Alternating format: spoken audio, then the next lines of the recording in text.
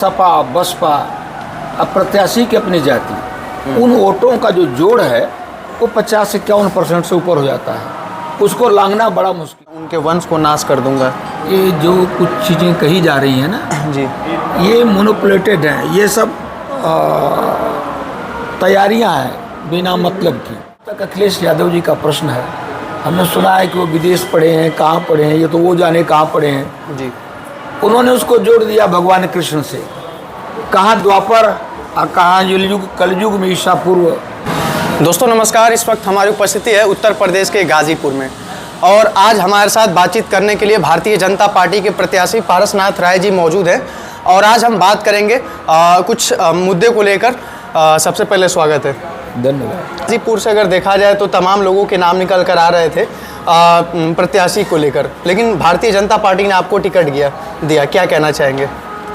Bharatiya Janata party एक ऐसी party है जी, जो अपने आम कार्यकर्ता, साधारण कार्यकर्ता पर विचार करती है। तभी आपने देखा 3 मुख्यमंत्रियों के नाम सब लोग, मीडिया के लोग, आप लोग सब प्रयास लगाते रह गए जी, लेकिन पता तब चला जब उद्घोषक ने घोषणा किया कि ये मुख्यमंत्री, ये मुख्यमंत्री, ये मुख्यमंत्री। ये तो पार्टी की महानता है। पार्टी का नेतृत्व वर्ग सोचता है, विचार करता है, वैसा निर्णय लेता है। कोई आश्चर्य की बात ये नहीं। अच्छा, अफजाल अंसारी जी आरोप लगा रहे थे कि प्रत्याशी ने आपने नाम ही नहीं दिया था, लेकिन टिकट आपको मिल गया। यही तो पार्टी की विशेषता मैं बता रहा हूँ जी। वहाँ नाम देने की क्या जरूरत है। मैं 40 साल से पार्टी का वर्कर हूँ। अब केंद्रीय नेतृत्व को कैसा लगा, क्या लगा, उन्होंने हमको मेरा नाम घोषित किया पार्लियामेंट लड़ने के लिए। मैं लड़ रहा हूँ, तैयार हूँ। गाजीपुर का क्या मुद्दा रहने वाला है इस बार चुनाव का? विकास, केवल विकास, केवल विकास।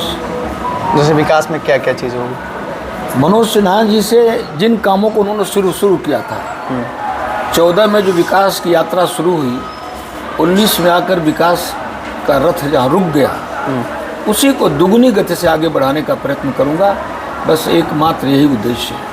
2014 में जो है कि मनोज सिन्हा ने समाजवादी पार्टी को हराया था, लेकिन 2019 की अगर हम बात करें तो वो हार गए थे। क्या कारण रहा है सबसे बड़ा? स्पष्ट कारण है, इसमें क्या पूछना है। जैसे सपा बसपा अब प्रत्याशी की अपनी जाति उन वोटों का जो जोड़ है वो 50-51% से ऊपर हो जाता है। उसको लांघना बड़ा मुश्किल है। फिर भी आदरणीय मनोज सिन्हा जी को 1,48,000 वोट अधिक मिले थे। यह विकास का ही परिणाम है। और नरेंद्र मोदी जी की सरकार जब से आई है तब से जातिवाद का जो जकड़न है ना, वो ढीला हो गया है और धीरे धीरे एकदम समाप्त हो जाएगा। आप देखिएगा आगे क्या होता है।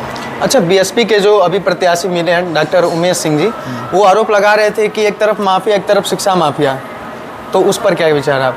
अब मैं कैसे क्या कह सकता हूँ जी, लेकिन जिसको शिक्षा माफिया कह रहे हैं, अगर स्कूल में उन्होंने पढ़ाई की होगी, कई शिक्षण संस्थाओं से उनका संबंध होगा, तो जिस शिक्षण संस्था से मेरा संबंध है, वहाँ के प्रत्येक वर्ष में जो प्रदेश की श्रेष्ठता सूची है जी, उसमें हर साल 1-2 बच्चे आते हैं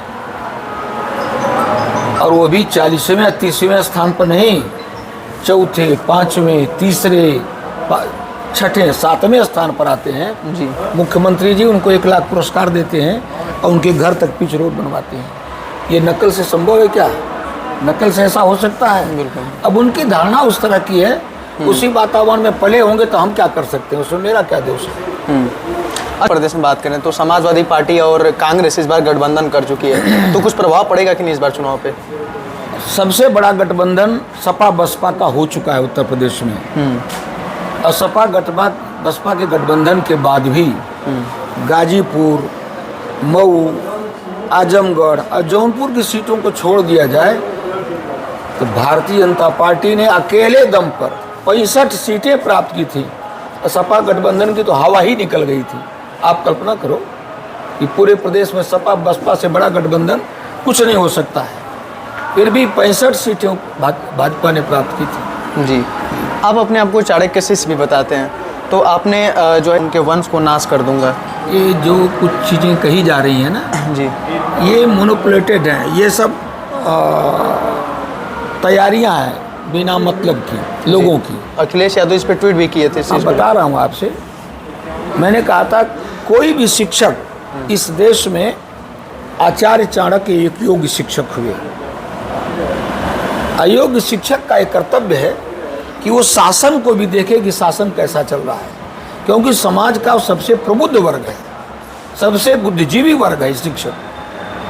तो उन दिनों एक घनानंद नाम का शासक हुआ जिसने समाज पर बहुत अत्याचार किए। उससे अत्याचार से जनता पीड़ित हुई, आमोद प्रमोद में मस्त था। उसको हटाने के लिए आचार्य चाणक्य ने प्रयत्न किया, उसमें उनको सफलता भी मिली। जहाँ तक अखिलेश यादव जी का प्रश्न है, हमने सुना है कि वो विदेश पढ़े हैं, कहाँ पढ़े हैं, ये तो वो जाने कहाँ पढ़े हैं जी। उन्होंने उसको जोड़ दिया भगवान कृष्ण से। कहाँ द्वापर और कहाँ कलयुग में ईसा पूर्व चाणक्य का वो स्थान है। तो कम से कम जब युगों का अंतर है, कई हजार वर्षों का अंतर है, तो थोड़ा गणित भी पढ़ें, थोड़ा तिथियों का ज्ञान भी रखें। और हम लोग तो राम के भक्त हैं ना, राम जन्मभूमि की मुक्ति हुई, अब एक भगवान शिव के शंकर के स्थान का पुनरुद्धार हुआ। अब कृष्ण जन्मभूमि की बारी है। उन्होंने बाबा नंद की बात, उनके कहने का आशय यही है, अगर सच्चे नंद कृष्ण के भक्त हैं तो इस आंदोलन में मैं उनको निमंत्रण दूंगा। अब मैं चाहूँगा, मेरी इच्छा होगी अगली धार में ऊपर वो रहें, तब मानूंगा कि वो कृष्ण के सच्चे भक्त हैं। लेकिन ऐसा वो नहीं करेंगे। उनको तो थोड़ी सी चंद वोटों की लालच है। उसी वोटों के लालच के भीतर उन्होंने राम प्राण प्रतिष्ठा के निमंत्रण को ठुकराया और कांग्रेस ने भी ठुकराया। एक लाइन्स है कि राम विमुख असहाल तुम्हारा, रहा न कुल कौरव अनहारा।